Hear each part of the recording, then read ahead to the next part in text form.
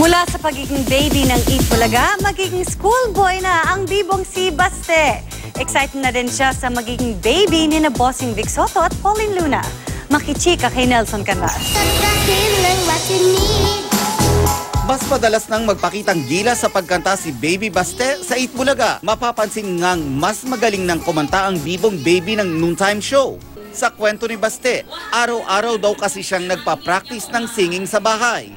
Pag nagaligo kami, tapos mag-practice kami sa bahay namin, tapos sige lang kami ng practice.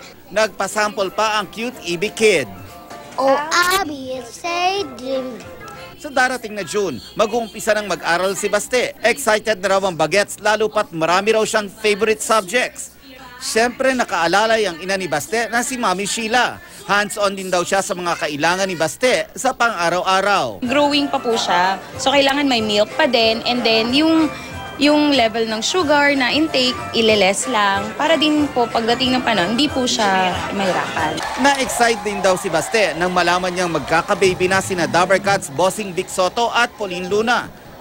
Kung papipiliin daw siya kung girl o boy, ang gusto niyang maging susunod na baby sa Itbulaga. Girl. Girl? Bakit girl? Girl yung favorite ko. Nelson Canlas, updated sa Showbiz Happenings.